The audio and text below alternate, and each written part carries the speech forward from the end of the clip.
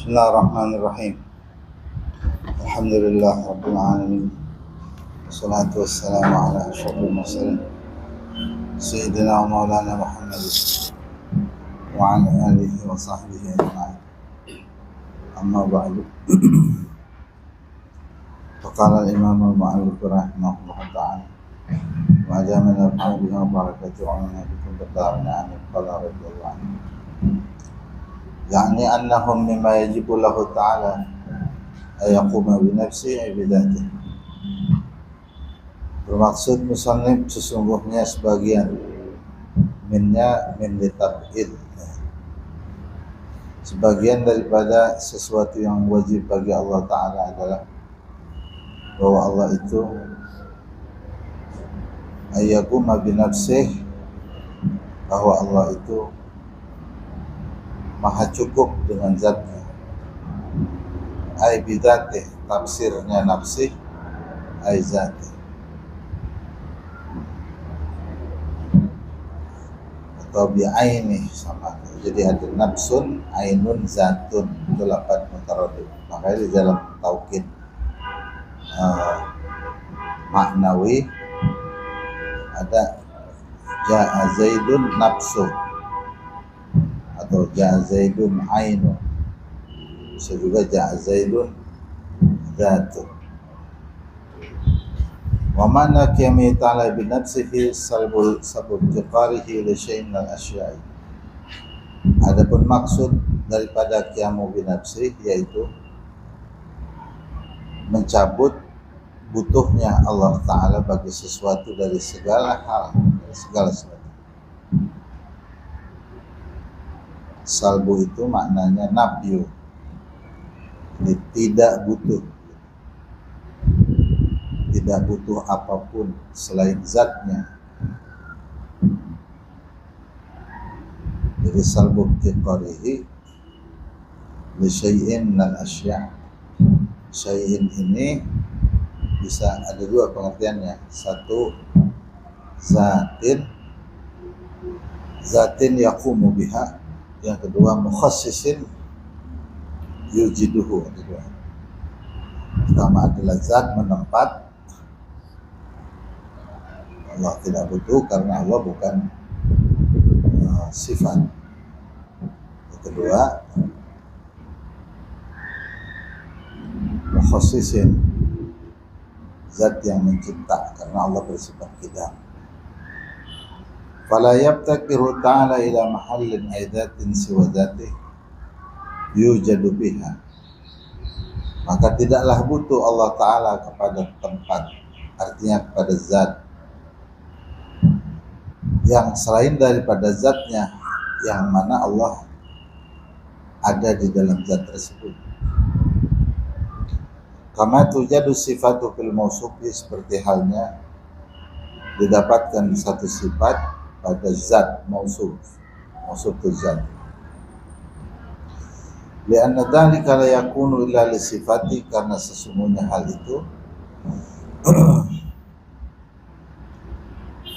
tuh maksudnya iftikar ila mahal, karena butuh kepada zat itu tidak terjadi kecuali hanya bagi sifat. Makanya sifat itu ta'rifnya maqama bi ghairi, sesuatu yang menempat pada lain. Maqama bi ghairi ay daiman, selama-lamanya, tidak bisa berdiri sendiri. Putih tidak bisa tanpa menempat pada zat, atau hitam ataupun wangi, atau juga pedas, pasti ada pada cabai.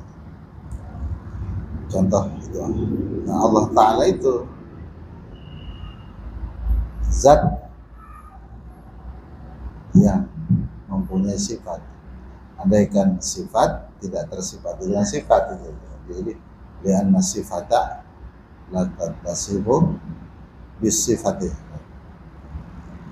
Wa ta'ala mausufun bis sifatin dan Allah Ta'ala itu zat yang tersifati dengan sifat.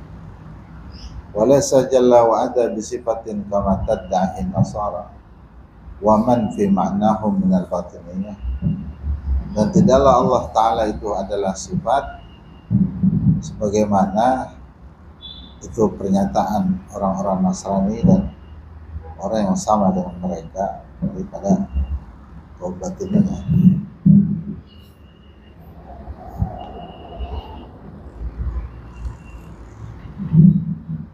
Namanya orang-orang kebatinan ya, menunggali Gusti, yang mengatakan bahwa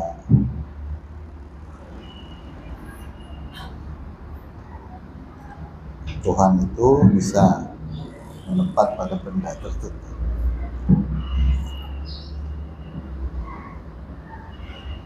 Batinnya kalau ada pada batu maka batu jadi Tuhan. Kaum batiniyah tuh seperti pemahaman kaum musyrikin yang mempunyai Tuhan Lata, Uzza dan Manat,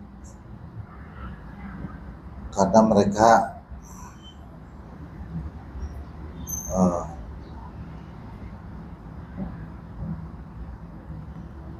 mengatakan bahwa Tuhan itu adalah sifat yang menempat pada batu gitu. Akhirnya disembah batu. Itu berawal dari ini. Zaman Nabi Musa ada orang yang bernama Musa. Cuma Nabi Musa itu diasuh oleh Fir'aun. Nah, Musa yang kedua itu diasuh oleh malaikat Jibril. Yang diasuh oleh malaikat Jibril itu ditemukan di tengah gurun saat masih bayi, masih merah, karena dibuang oleh ibunya. Kenapa dibuang? Karena ibunya malu. Karena Nabi Musa hasil berzina, jadi ibunya seorang pelacur. Diasuh besar oleh malaikat Jibril, dinamakan Musa Samiri. Dan Nabi Allah Musa diasuh oleh Fir'aun.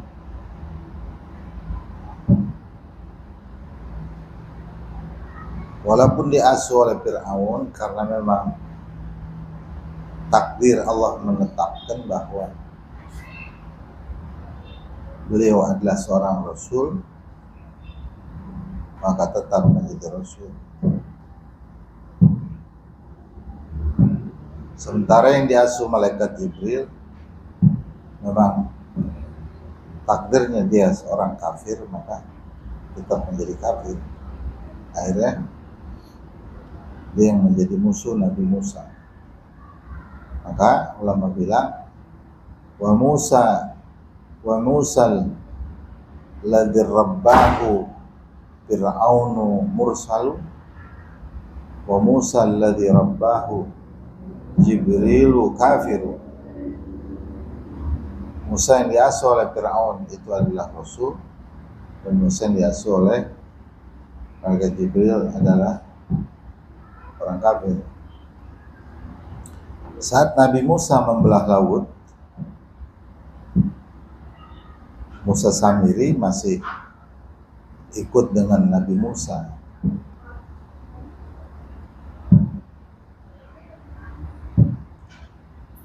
Sebelum laut terbelah, malaikat Jibril datang membawa kuda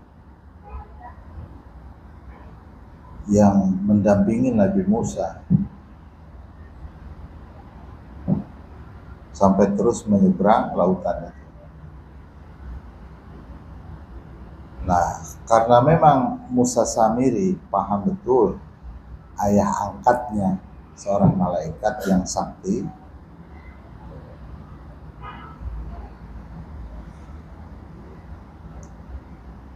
Namanya malaikat kan keramat ya, pasti banyak keramatnya. Musa Samiri mengambil segenggam tanah yang ada di telapak kaki kuda malaikat Jibril. Genggaman tanah itu dimasukkan ke dalam tas, dibawa menyeberang laut. Musa Samiri paham tanah ini akan berkhasiat karena malaikat Jibril menaiki kuda, kudanya nempel dengan malaikat Jibril, maka kudanya pasti bukan kuda biasa ini, kuda berkeramat. Nah, di kaki kuda ada tanah yang menempel,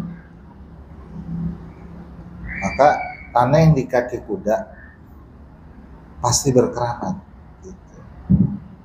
Sebab kullu ma qaraba syai'an yu'ta hukmahu. Setiap sesuatu yang merapat, mendekat dengan sesuatu yang lain, maka dihukumkan sama. Jadi kullu ma qaraba syai'an yu'ta hukmahu. Pada saat Nabi Musa, itulah yang kemudian turun firman Allah, "Faqabada qabdatan min athari rasul." Nabi Musa Samiri mengepalkan tanah dengan satu kepalan dari min athari rasul, min athari farosir rasul. Rasul maksudnya malaikat Jibril. Nabi Musa mengambil tanah dari kaki telapak kuda yang ditaiki oleh malaikat Jibril. Diabadikan, ini ayat dalam Al-Quran. Peristiwa ini diabadikan. Itu ada rahasia tertentu. Itu tadi, kullu ma qaraba syai'an yu'ta hukmah. Pada saat Nabi Musa naik ke Bukit Tursina selama 40 hari, kaum Bani Israel itu gusar. Maka Musa Samiri mengumpulkan emas-emas yang dipakai oleh kaum Bani Israel. Emas itu dibakar, dijadikan patung sapi, namanya ijlun ya.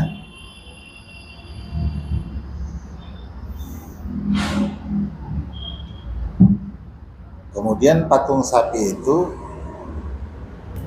mulutnya dimasukkan tanah yang dibawa oleh Musa Samiri di dalam tasnya itu, masukin ke mulut.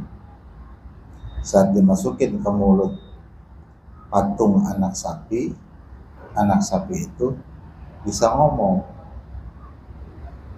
Keramat nih, keramat tanah ya, adalah keramat malaikat Jibril.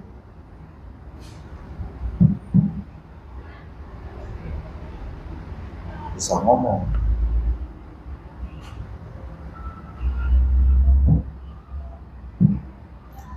Bukan anak sapi ini patungnya, bukan patung kan benda mati, tentu dia nggak bisa ibadah kan. Benda mati aja kena keramat itu hidup. Bagaimana benda hidup?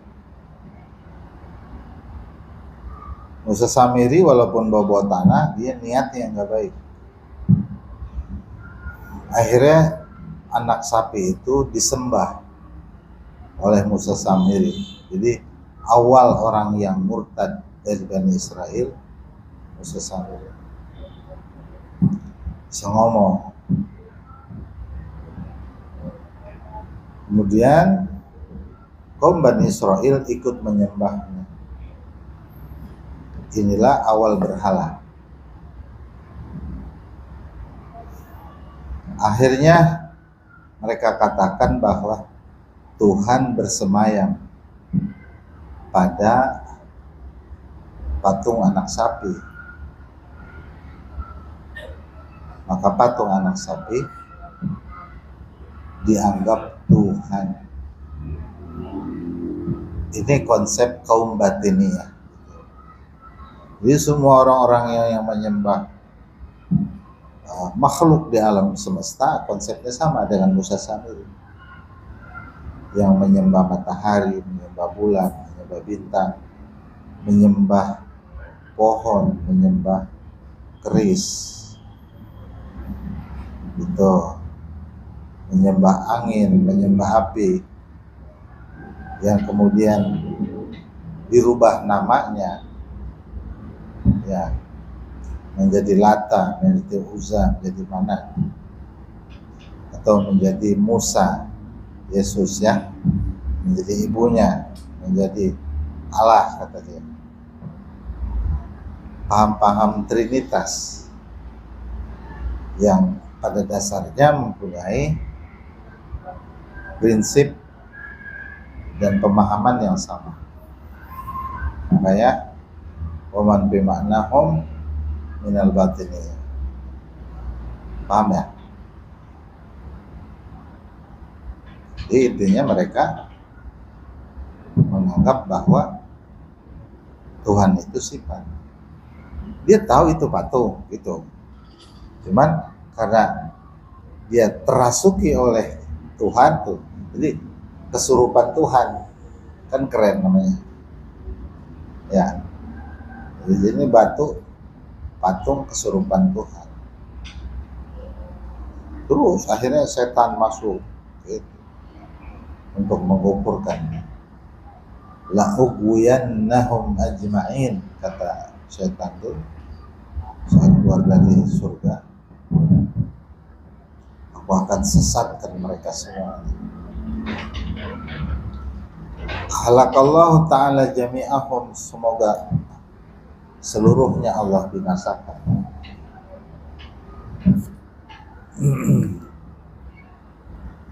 Boleh nyumpain, nih bahasa nyumpain boleh. Nyumpain orang yang memang nyata-nyata merusak agama, boleh. Tapi tidak disebut namanya, jami'ah. Yang nggak boleh sebut nama, ya, jangan disebut namanya.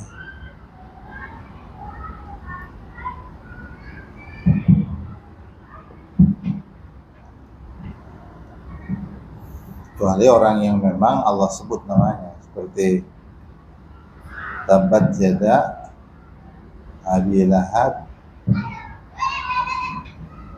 wa tabba ma aghna lahu. Itu disebut Abu Lahab sama Allah. Itu nggak apa-apa. Laknatullah ala Abi Lahab, itu boleh. Jadi ada etikanya ya, nggak boleh asal.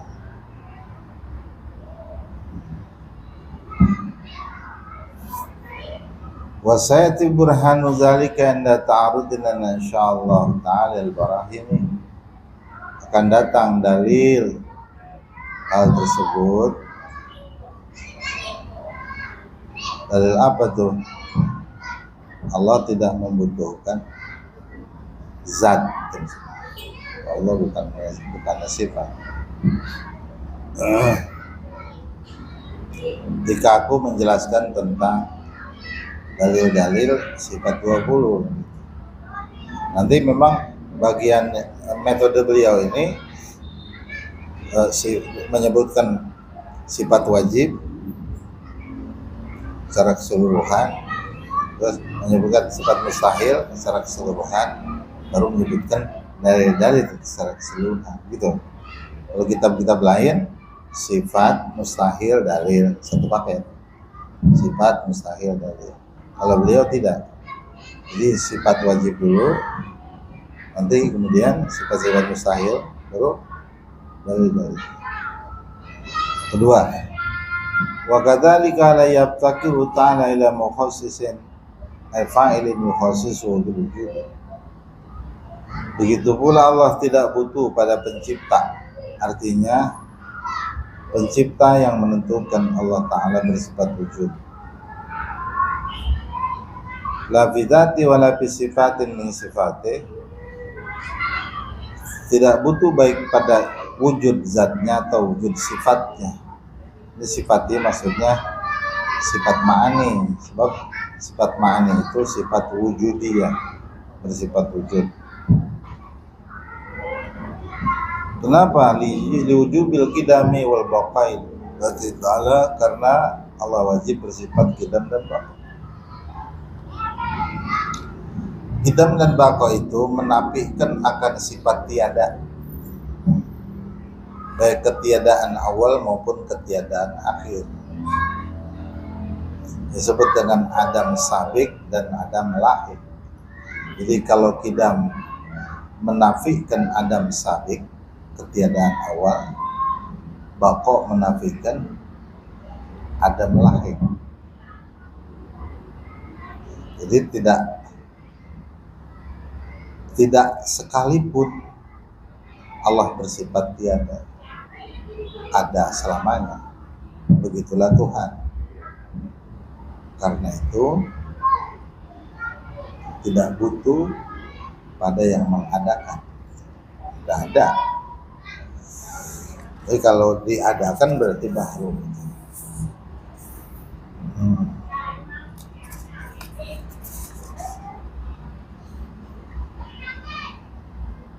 Lidatih wali jami sifat. Wa innama yahtaju ila maqasisi al-fa'ili man yaqbalul adama. Hanya saja yang membutuhkan pada pencipta adalah sesuatu yang bersifat tiada. Buat apa diadakan kalau sesuatu itu sudah ada? Itu namanya tahsilul hasil. Garam kan asin, gak usah digaremin, gitu, ya kan? Gula kan manis, gak usah dimanisin. Hasil hasil, yang sudah ada kok diadain. Yang bisa diadakan itu sesuatu yang tiada. Kopi kan pahit, baru gulain, itu gula dia. Kalau tiada baru diadakan. Yang butuh kepada pencipta itu sesuatu yang tiada. Wa Maulana Jalla wa Azza la yaqbaluhu, sedangkan Allah itu tidak menerima tiada, tak bersifat tiada. Jadi tidak butuh pada yang Maha Ada.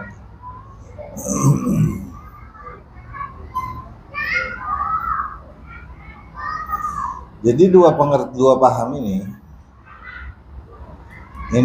qiyamu bin nafsi, ini yang membedakan antara paham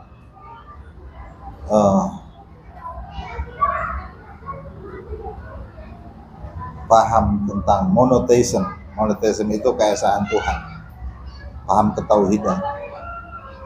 Qiyamu bin nafsi ini untuk menepis seluruh paham-paham ketuhanan yang ada di alam semesta. Di zaman nabi-nabi terdahulu belum bermunculan nama-nama Tuhan itu. Berarti di kala itu dia bersifat tiada. Itu bukan Tuhan. Di zaman Nabi Ibrahim misalnya, belum ada nama Yesus, nggak ada. Tidak ada Yesus. Ada kata tidak ada. Berarti Yesus bukan Tuhan. Itu. Jadi sesuatu yang berawal dengan tiada, yang berawal dengan kata tidak ada, itu bukan Tuhan. Konsep. Coba diurut di zaman Nabi Adam. Ada nggak nama-nama Tuhan? Misalnya Siddhartha Gautama, ya kan? atau Buddha atau Sang Hyang Widiwasa, apalagi siang-siang maling seng. Cicing gula gandeng. Macam-macam dah, kagak aja. Di zaman itu nggak ada nama Tuhan ente. Berarti Tuhan ente nggak ada, tidak ada yang baru. Di zaman Siti Maria masih kecil, dia belum menjadi Tuhan. Ibunya Nabi Isa siapa? Maryam ya? Masih kecil dia belum jadi Tuhan. Pas dia punya anak baru jadi Tuhan. Kok Tuhan ada pelantikan kayak gitu? Ada pelantikan Tuhan. Hah? Dia masih kecil belum jadi Tuhan kayak gini. Orang masih kecil belum jadi presiden, ya? Terus udah tuh, udah umur 50 baru dilantik. Gitu kan? Yang melantik ini MPR kan ya? Yang punya mandat untuk melantik presiden. Yang melantik itu harus lebih tinggi, nggak boleh RT melantik presiden. RT boleh nggak melantik presiden? Jadi dikumpulkan RT dari Sabang sampai Merauke untuk melantik presiden. Nggak bisa, lu di bawah adanya. Melantik itu harus lebih tinggi, gitu. Nah sekarang Siti Maryam, Nabi Isa, yang melantik dia sebagai Tuhan itu adalah hambanya. Itu pun 300 tahun setelah beliau diangkat oleh Allah Ta'ala. Jadi orang udah kagak ada baru dilantik sebagai Tuhan. Kalau masih hidup dilantik sebagai Tuhan, Nabi Isa bisa ngeluarin golok. Dia kan orang Betawi, Nabi Isa. Kurang ngajar lu, gue dibilang Tuhan, ya gitu. Gue cacat sekalian tuh gitu. Tidak ada penolakan karena Siti Maryam sudah tidak ada. Terus Nabi Isa juga sudah tidak ada. Jadi ini di Bukit Golgota saat Nabi Isa alaihissalam hendak dibunuh oleh orang Yahudi. Nabi Isa Allah Ta'ala angkat.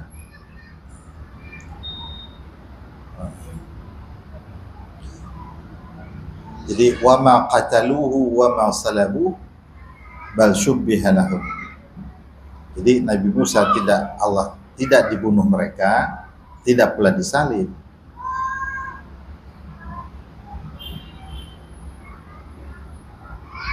Di kala itu ada perempuan. Di rumah itu ada perempuan. 4 orang. Kalau tidak salah 4 orang perempuan. Itu yang jadi pertanyaan, siapa itu perempuannya? Gitu. Di tafsir Khazin, perempuan itu adalah istrinya. Jadi Nabi Isa itu punya bini, dia nggak punya anak, punya bini tapi nggak punya anak. Jadi pastor-pastor yang kagak mau kawin, katanya Nabi Isa nggak punya bini, ini pastor-pastor geblek kata orang Betawi mah. Hah? Pastor-pastornya geblek. Lu enak ogah. Lu dilayanin, dimasakin, dikerokin, masakin air, beliin gado-gado. Enak lu punya bini, dikekepin lu tidur. Pakai ogah. Ngomong katanya Tuhannya nggak nikah. Tuhan lu nikah. Belajar apa? Itu, kan? Nah, setelah Nabi Musa Allah Ta'ala angkat, bal rafa'ahu ila sama, baru para pengikutnya yang cintanya Masya Allah gitu, ngakunya mereka saking cintanya akhirnya terbelah menjadi 3 kelompok. Kelompok pertama mengatakan bahwa Nabi Isa adalah Tuhan. Nabi Isa adalah Tuhan. Ini orang musyrik, nggak selamat tidak. Kelompok kedua mengatakan dia bukan Tuhan, dia punya ibu. Kalau Tuhan itu nggak boleh punya ibu. Jadi dia anak Tuhan. Dia bukan Tuhan, jadi dia anak. Karena dia anak, maka ibunya juga Tuhan.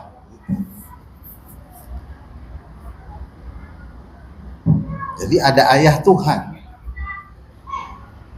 kan? Jadi ayah Tuhan, ibu Tuhan, anak Tuhan. Berarti dulu ini Tuhan, waktu dia masih anak muda, dia pernah menikah. Jadi ayah Tuhan sama ibu Tuhan tidak menikah. Kalau dibilang tidak pernah menikah, berarti anaknya ini anak zina. Tuhan anak zina kalau ayah ibunya tidak menikah. Kalau dia menikah, berarti pengertiannya punya mertua. Mertua Tuhan. Jadi tidak mungkin seorang Tuhan punya mertua yang bukan Tuhan. Maka mertuanya Tuhan juga gitu. Setiap ada mantu pasti ada mertua. Bisa jadi ketika dia punya mertua ada iparnya juga. Gitu. Ya, iparnya Tuhan juga. Karena keluarga Tuhan. Ya. Nah, bisa jadi saat itu, saat dia nikah, ini ada palang pintu juga. Palang pintu yang mainin Tuhan juga. Semuanya lingkaran Tuhan. Itu namanya tahafutun nasara. Kerancuan cara berpikir mereka. Kalau dibilang Tuhan itu menikah, maka konsekuensinya ini di dalam ilmu makulat disebut dengan makulatul idhofah. Makulat idhofi. Kalau disebut anak pasti ada ayah, sebut ayah pasti ada anak gitu. Kalau dibilang ibnu Umar, Abdullah ibn Umar, berarti pasti Umar itu ayahnya, karena Abdullah adalah anak. Dan terus begitu, saling bersama. Jadi berarti ada perkampungan Tuhan gitu. Kan? Masa bertiga doang, yang lain kagak.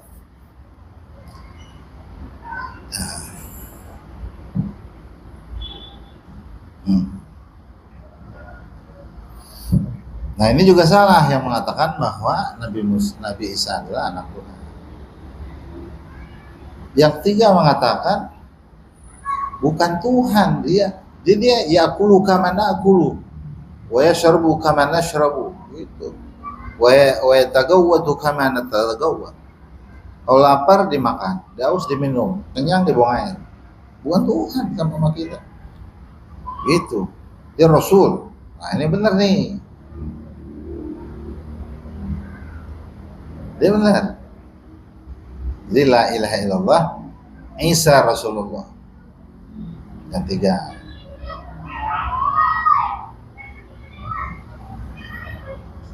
Nah, kelompok yang ketiga ini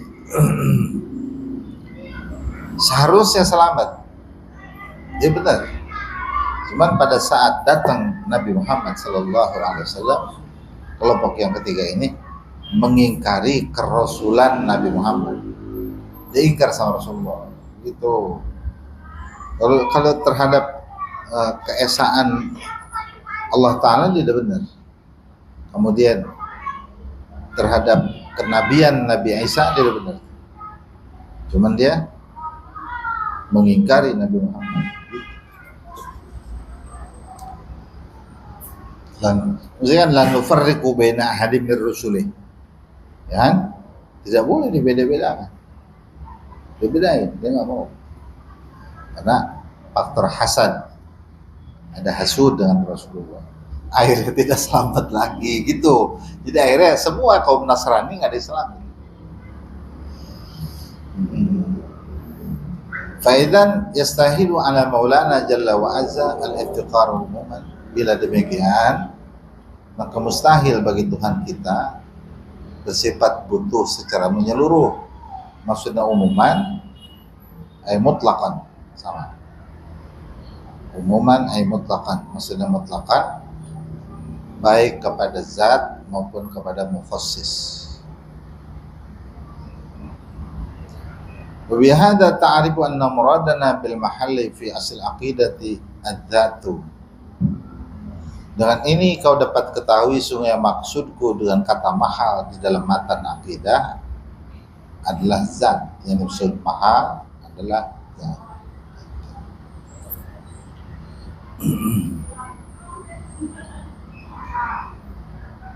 Dan tempat ya. Wa muradana bil mukhassis al fa'ilu, yang kumaksud dengan kata mukhassis adalah yang melakukan atau yang menciptakan.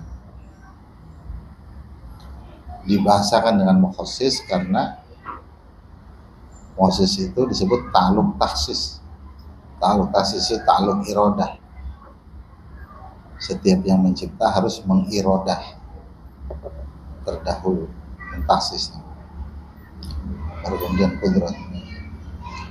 Fabi adam ibtiqari ta'ala ila mahallin aidatin ukhra lazima annahu jalla wa adda dzatun la sifatun. Maka dengan tidak butuhnya Allah Ta'ala kepada mahal, artinya zat yang lain, maka pasti sesungguhnya Allah itu berarti zat, bukanlah sifat. Itu wal adat la taqumu bidzat. Wa bi adam iftiqari ta'ala ila mukhassisin ay fa'ilin lazima anna dzatahu jalla wa azza laysat kasa'id ad-dawati allati la tabtaqiru hiya ila aidan ila mahall. Dan dengan tidak butuhnya Allah Ta'ala kepada pencipta fa'il, maka lazimlah sungguhnya zat Allah Ta'ala itu beda atau tidak sama seperti zat yang lain yang tidak membutuhkan kepada zat. Al-Ajrami seperti benda. Benda-benda itu tidak butuh kepada benda gitu. Jadi adzat la tabtaqiru ila dzat. Setiap benda kan dia punya tempat ya. Setiap benda itu ada tempat. Itu yang disebut dengan tahayyuz. Namanya disebut apa? Tahayyuz. Dia pasti gini. Kalau sifat tidak bisa dilepaskan dari zat, tidak bisa dipindahkan. Jadi manisnya gula yang di sini diangkat, manisnya dipindahkan ke gula yang satu, nggak bisa. Dia merapat terus. Kalau sifat itu. Nah, kalau ada zat butuh pada zat, itu dia bisa pindah. Ditaruh di atas meja, piring kan, bisa dipindahin ke meja yang lain, bisa pindahin lagi ke meja yang lain. Jadi butuhnya zat kepada zat itu tidak seperti butuhnya sifat kepada zat. Kalau zat kepada, maka itu zat kepada zat dikatakan tidak butuh. Kenapa? Sebab dia bisa berpindah, bisa lepas. Lianna hadhihi wa in kanat mustaghniyatan 'anil mahalli, karena konsep atau zat ini walaupun dia tidak butuh kepada tempat, ay azatin taqum biha qiyam sifat bil mausuf, artinya tidak butuh pada zat menempat dengannya seperti menetapnya sifat pada mausuf.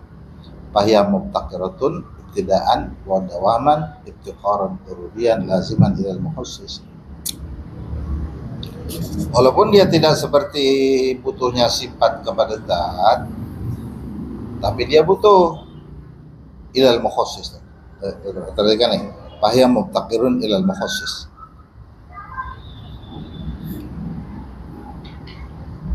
Langsung ilahnya tuh muta'alaknya ke mubtaqirat.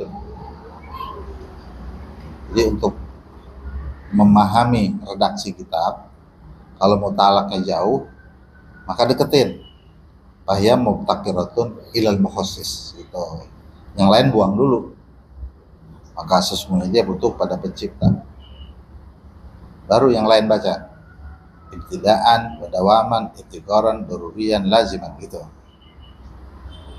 Fahiya mubtaqiratun ilal mukhassis ibtidaan. Ibtidaan itu maksudnya di awal wujud, butuh pada pencipta. Kemudian ini disebut dengan ni'matul ijad. Wadawaman dan keberlangsungan wujud butuh pada mukhassis. Ini maksudnya ni'matul imdad. Ibtiqar darurian butuh yang wajib akli. Darurian wajib. Laziman yang tak bisa lepas, ada infikak. Bahwa Maulana Jalla wa Azza penciptanya itu adalah Allah Ta'ala. Jadi seluruh makhluk, zat para makhluk, walaupun dia tidak butuh kepada zat seperti butuhnya sifat kepada zat, tapi dia tetap butuh kepada pencipta. Yang demikian ini dikatakan gina muqayyad. Kalau Allah Ta'ala itu gina mutlak. Ini faidan al-qiyamu bin nafsi wa ibaratun anil ginal mutlaqi. Bila demikian, maka qiyam bin nafsi sama dengan bahasa ginal mutlak. Ibarat itu bahasa lainnya adalah ginal mutlak. Wa dzalika la yumkinu ayyakuna illa li maulana. Hal itu tidak mungkin terjadi kecuali bagi Allah Ta'ala, bagi Tuhan kita. Qala jalla qailin ya ayyuhan nasu antumul fuqara ilallah. Wahai manusia, kalianlah yang semuanya butuh pada Allah.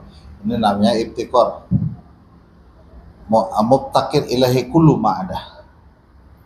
Wa huwal al-ghaniyul hamid, dan Allah itu yang maha kaya, maha cukup. Disebut mustaghdin an kulli masiwa. Perhatikan nih. Al-ghaniyul hamid sama dengan kata mustaghdin an kulli masiwa. Antumul fuqara sama dengan mubtakirun ilaihi kullu ma'adah. Mustaghni an kulli masiwa itu dengan mubtakir ilaihi kullu ma'adah meliputi 41 sifat, bahkan 50 sifat, yang keseluruhnya itu kandungan dari la ilaha illallah. Jadi alladzina ya ayyuhan nasu antumul fuqara ila Allah wallahu huwal ghaniyul hamid diringkas menjadi la ilaha illallah,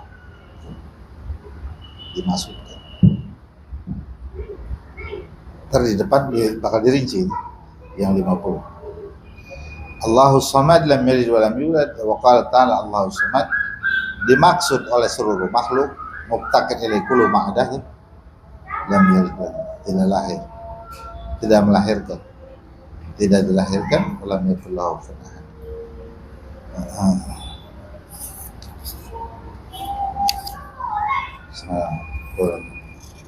Buru mandi ya. Wallahu a'lam. Fatihah.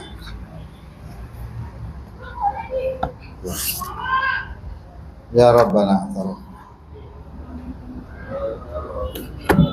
amin.